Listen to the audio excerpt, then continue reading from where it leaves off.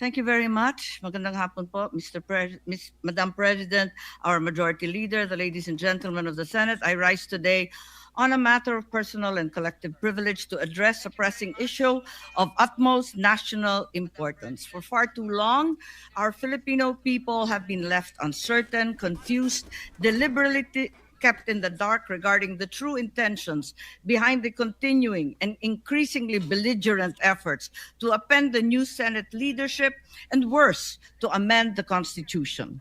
The Filipino people deserve clarity. The Filipino people deserve honesty, and above all, the Filipino people deserve at least the truth. Madam President, today I will not rely solely on my own words. I will present before this chamber a short video containing documentation, footage, and statements directly connected to the ongoing efforts. Mga kabunits, mga kababayan, ito yung bumulabog doon sa buong Senado kahapon. At talagang napuwersa sila lahat na magsalita na no chuchacha. No? May mga nag-o-object pero pakinggan natin kasi strategy pala ito.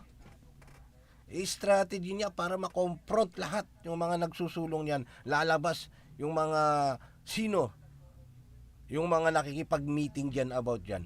Toward term extension natin? And charter change. With your permission, therefore, may we now direct the technical team to play the video presentation. Bakit nagpalit ng liderato sa Senado? May I be allowed to humbly move to declare all seats vacant, Mr. President? With 13 affirmative votes, 10 negative votes, and 1 abstention, the positions in all the positions in the Senate is hereby declared vacant. Bakit ito nilusog?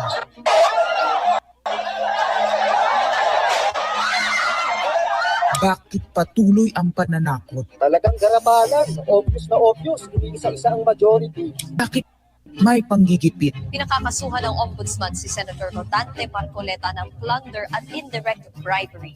Bakit may pambabaluktot ng kwento? Nililito nila ang publiko. Ang kainan ay naganap alas 4 ng hapon. Ang barilan alas 7. Pinagmamalaki nilang may nangangamusta. Si Camille Villar ang unang nag-update. Saka sila nag-reply. Last convo, 4 p.m. Text chat, 10 p.m. Bakit may demolition job? Bakit may pait? Bakit hindi matanggap? Napakaraming bakit. At narito ang mga sagot. Pero bago ang katotohanan, wasakin muna natin ang kasinungalingan. I, Alan Peter Shram Cayetana, having been elected to the position of Senate President. Hindi nagpalit ng liderato para sa impeachment. Hindi totoo ang pinapakalat ng mga nabulaga. Ito this time, medyo nagkabulagan. Ang impeachment ay labanan ng numero. Hindi ang mga Duterte aligned ang dapat mangamba, kundi ang mga sa umpisa pa lang ay may hapon na. Ang sinasabi, sir, ng ibang mga kritiko, itong Senate leadership shake-up ay tungkol lang daw sa impeachment. Lahat na i-connect. As I told you, may 12 kami. Si Bato is 13. So kahit nawala naman siya, ang pinag-uusapan dito is whether or not you will be able to get 16 votes. Hindi siya ang pagmumulan ng 16 votes. Wala siya doon eh. 12 kami. Bakit kami magkuku? May 12 na kami kung ang pinag-uusapan lang natin ay impeachment. Actually, 9 lang ang kailangan para ma-dismiss. Yes, 12 kami. So it's more than the required votes. But that's not the point. Ang ano kasi pinipilit nilang i-connect doon. Kaya ako natatawa. What is the connection there? Gusto pang ipa-inhibit ang mga tinatawag nilang Duterte-aligned senators. Nananawagan partial kuno at pagiging patas, pero sa publiko, may mga pahayag na hindi makakatakas. While VP Sara is in power, the threat of a full-blown Duterte comeback is still a very real and present danger. Bakit ganito ang desperasyon? Bakit hindi maikubli ang gigil? No. Bakit natataranta ang lahat? Mr. Speaker, I move to endorse to the Senate the resolution setting forth the articles of impeachment. Di ba mga kabunits, mga kababayan, di ba nakakabigla pag kayo, itong mas matindi itong susunod. Binanggit kung sino yung mga nag-meeting. Dito din ako medyo na-shock. Tuloy natin. Comment lang po, shout out po, palike po para makatulong tayo sa algorithm. Darito ang pagsisiwala.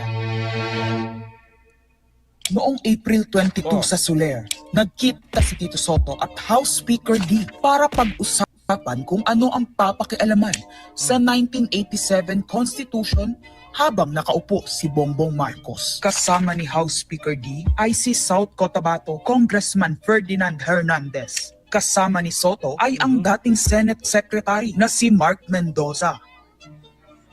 CONAS ang gusto nilang mode ng charter change. Ito pala yung Constituent Assembly, CONAS, maugong.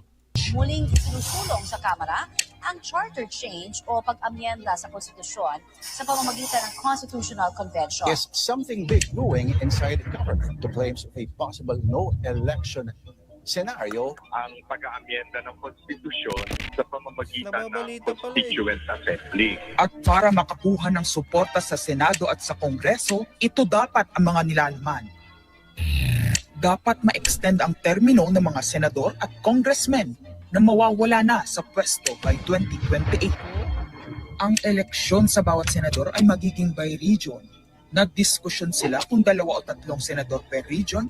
Kinumpute nila kung mayroong 18 regions, nasa 36 o 54 ang magiging senador. Lumutang din ang usapang para hindi makaporma si Inday Sara sa 2028, gawing 50 years old ang edad ng pwedeng tumakbo. Pero nagpanukala rin si Soto na pwedeng gawing 35 years old para kay Vico Soto. Dahil ipagmamayabang niyang kayang talunin nito si Inday Sara. Meron ako idadagdag, maganda, Vicky.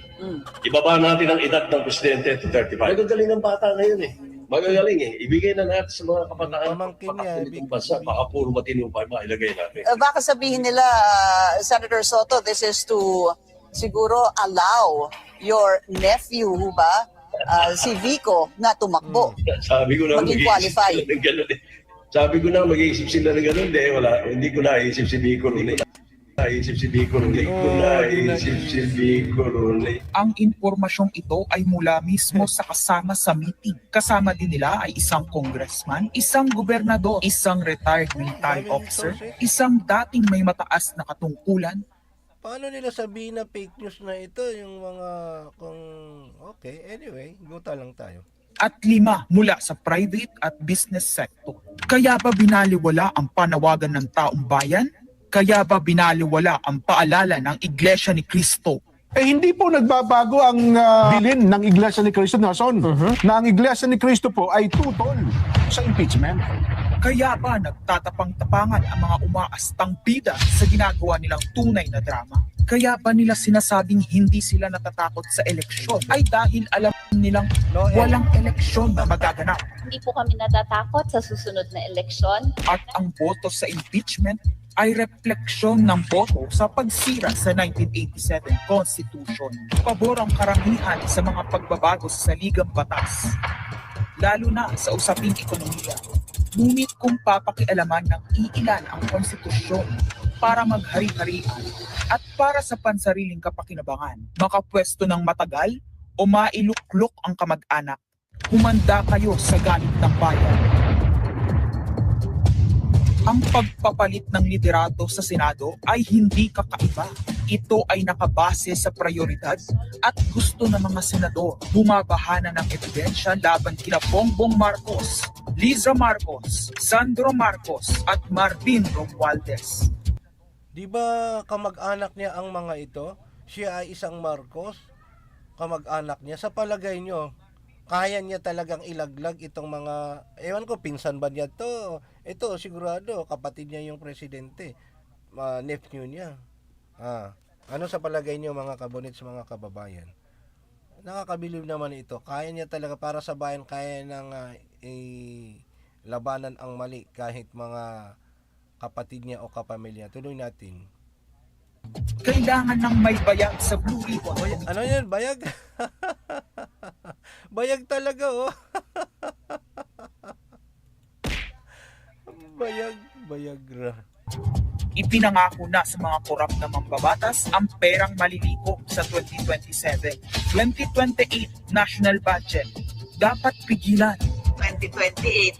Alam natin, that's the election budget. And it was assured to the congressmen this will also be the CONAC budget. Nagiging isa ng malaking sindikato ang pamahalaan. Sinusuportahan ito ng mga dating kalaban, mga tinulungang manalo noong nakaraang eleksyon, mga may galit sa nagdaang administrasyon. Lahat sila kasama ng pinakamalaking troll farms at ilang bahagi ng mainstream media ay pinagagana ng dalawang bagay. Pera galing sa korupsyon, galit sa mga Duterte. Mahalaga ang liderato ng Senado para sa mga korap at nakasandal sa mga buwaya ng kapangyarihan. Ngunit mas mahalaga ito sa mga naninindigan na ang Senado ay bantayog ng konstitusyon na hindi dapat tinatakot, sinusuhulan at iniipit upang maging tau-tauhan. Maaaring hati ngayon ang Senado. Maaaring kanya-kanyang bersyon ng kwento. Wala nang pakialam kung... Pero ito yung ano dito, no? Itong video na ito ang nag-udyok sa mga minority ngayon para magsalita about this. Para maklaro, hindi yung sa panay sa interview sa stream media. Ano ang totoo? Isa itong indikasyon na gumagana ang demokrasya. Kailangan lang maalala ng bawat senador na kahit sila ay may kapangyarihan, hindi dapat nila malimutan magpakatao.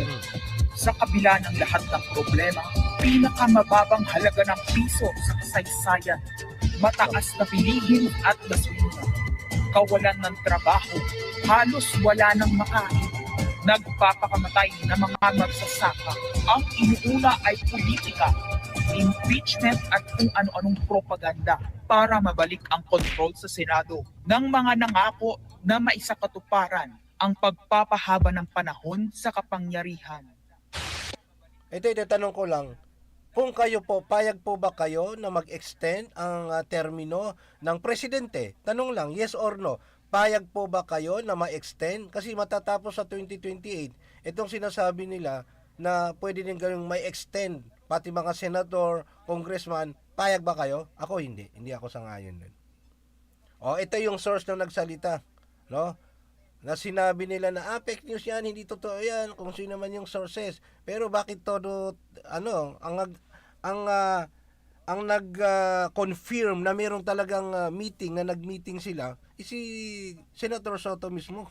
Susunod, magsasalita kasi i-play din natin para marinig yung sasabihin niya. Tapos, dinamay niya, kasi totoong, nung oras na yun, pumunta din doon si Senator Ping na nagkamali ng pasok. Ang galing naman, no? Nagkamali ng pasok. Tapos, sinecond demotion yung sinabi ni, may tsatsang nababanggit, oh. Ibig sabihin, talagang napag-usapan. Ang tanong, kung walang plano, ba't nyo pinag-uusapan, di ba? Kahit sabihin mo na opinion lang, ba't nyo sinasabing biro-biro? Ganun ba? Sige. Okay lang, tao din ang maghuhusga kung sino talaga yung nagsasabi ng totoo. At taong bayan din ang mag-discern ayon doon sa kanilang mga sinasabi. Kasi totoo na, ito yung source. Pakinggan natin. Kung magde-deny yung mga nandoon sa meeting na yon at pabubulaanan yung aking sinabi, then sasabihin ko kung sino ang nagsiwalat sa amin. Kasi magugulantang ang buong bansa pag siniwalat ko kung sino yung nagsabi sa amin. Oh. Diba? Yun, sige. Oh, ngayon ang susunod na impeachment. Teka, gusto niyo magbasa tayo ng konting komento? Kumusta pa yung mga comment niyo po? Walang nagla-like kahit ano? Walang nagla-like kahit isa? Pa-like naman po. Napakakonti naman yung nag-like dito. Wala, oh. Ilang like? 5 lang, oh. 5 lang yung nag-like. Baka pwedeng padagdag naman ng like, oh. Kasi tayo po, wala po tayong kinakampihan dito. Basta alam ko at sinusundan ko din po yung flood control at happy ako kung yun itutuloy nila kasi biglang natigil eh. Suportahan po natin mga opisyal natin lumalaban sa katiwalian, no? And yung mga may ginagawang kaduda-duda based sa ating lumalabas sa social media at sa mga informasyon, punahin din natin sapagkat mayroon tayong ambag dyan sa mga taxes. Aminin natin or hindi, may ambag tayo sa mga taxes na napupunta dyan sa mga proyekto ng gobyerno. Kung sino man ang nagbulsa ng mga, may pakialam tayo.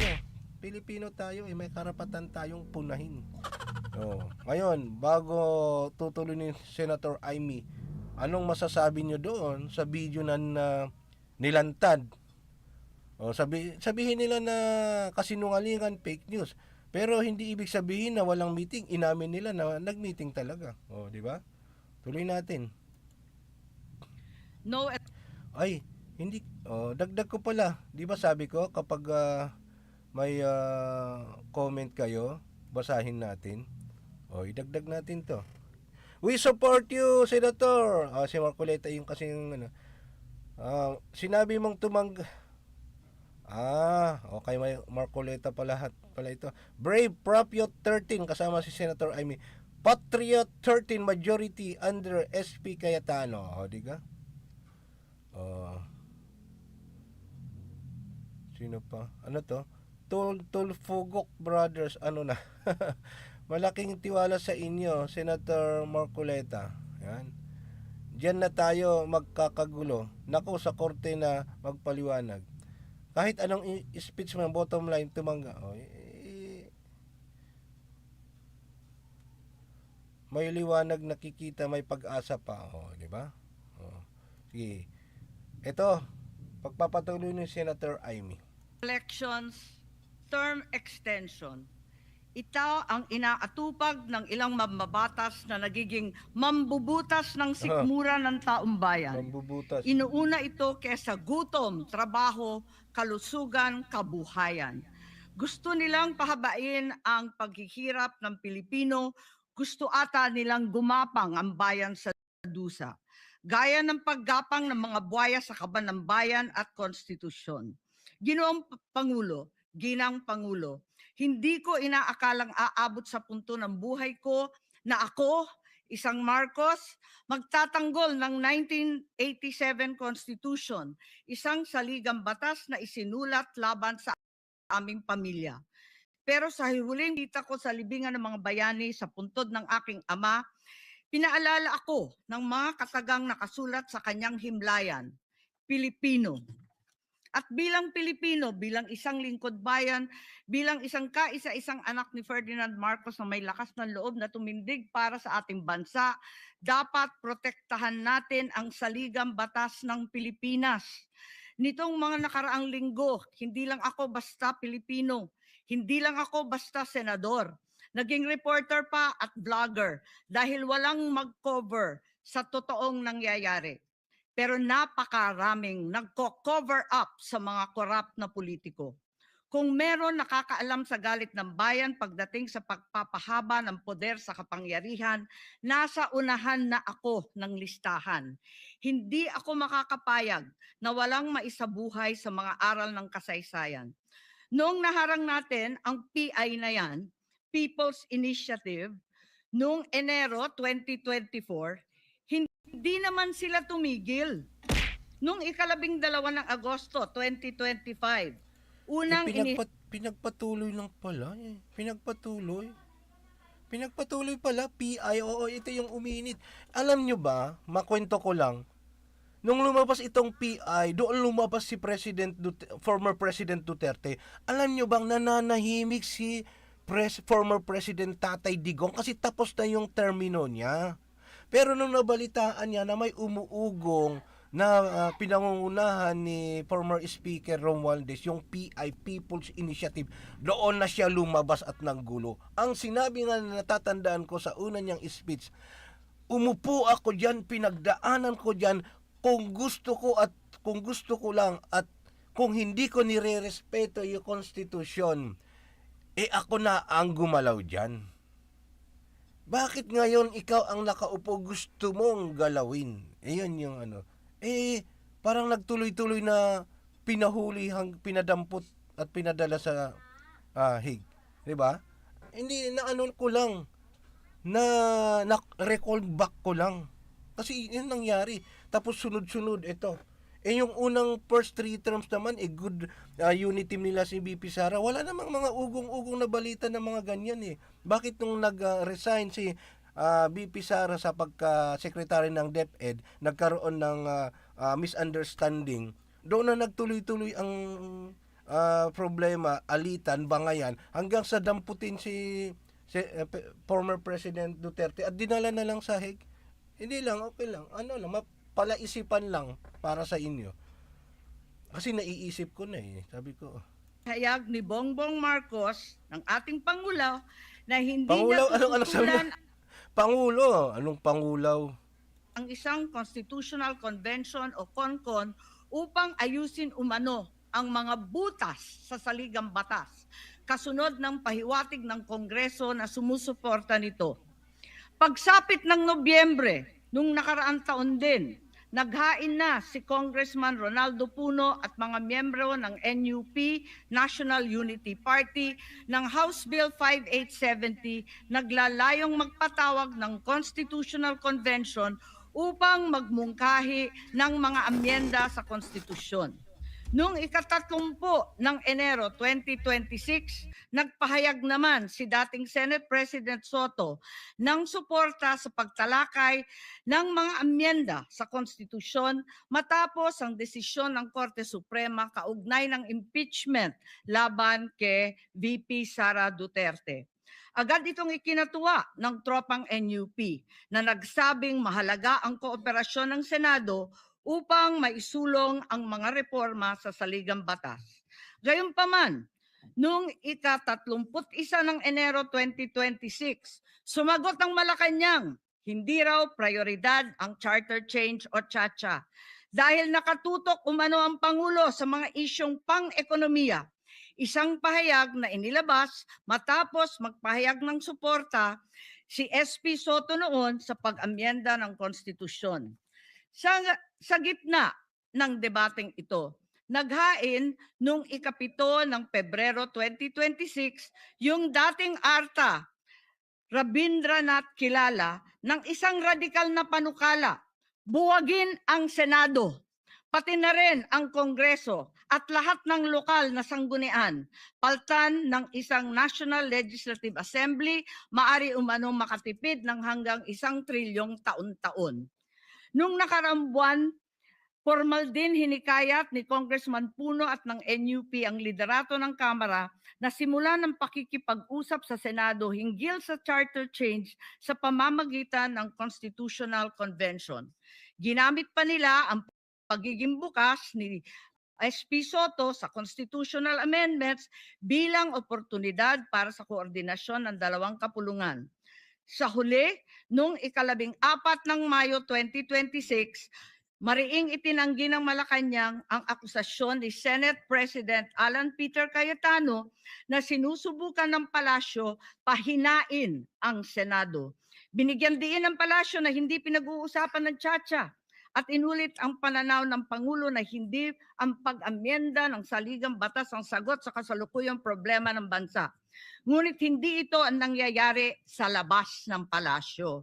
Ang NOEL at term extension ay buhay na buhay sa mga patay na patay sa kapangyarihan.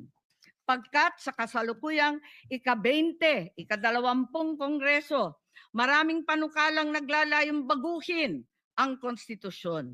Mula sa House Bill 368 ni Congressman Abante, na nagsusulong ng CONCON hanggang sa resolution of both houses number 1 ni Congressman Garbin. Sinundan pa ng resolution of both houses number 2, naglalaman ng mungkahing ibaba sa 35 anyos ang minimum age requirement ng presidente at ang vice-presidente 30 ang edad. Bukod dito, Congressman Richard Gomez naghain ng resolution number 3 upang amyendahan din ang Constitution. Meron pang resolution number 4, nagmumungkahi gawing 3 taon na lamang, 3 magkakasunod na termino ang panunungkulan ng mga senador. Nariyan ang House Resolution 460 ni na Congressman Oreta, Congressman Remulla, Mandasa at nabibigyan linaw daw ang kahulugan ng forthwith sa impeachment. At mula noong Abril, habang hinihikayat ng mga congressman na bumoto sa impeachment, malakas ang ugong ng no-L sa 2028. Lumutang na rin ang mga detalye. Magte-term extension ang mga congressman at madadagdagan ng 3 taon na mananatiling nakaupo sa pwesto hanggang 2031. Ganon din, 2028. Ganon din ang mga senador, pati ang Pangulo, hanggang 2031 na raw. Kung may eleksyon man sa 2028, sa lokal na lang. Kaya, Visayas o Mindanao ka man, suportado ng iglesia o hindi, walang problema dahil walang eleksyon. Kaya ang tanong ngayon, ayaw ba talaga ng palasyo sa Chacha o kunwari lang? O talaga bang wala ng respeto sa Pangulo? Bukod kay Lito Banayo, napakarami kong sources patungkol sa mga meeting na naganap para sa isinusulong na Constituent Assembly o CONAS. Mga kalipunan ng mga politikong hindi nananalo sa mga matataas na posisyon, inaambisyon nila. Kung hindi kayang manalo sa boto, baguhin na lang ang konstitusyon.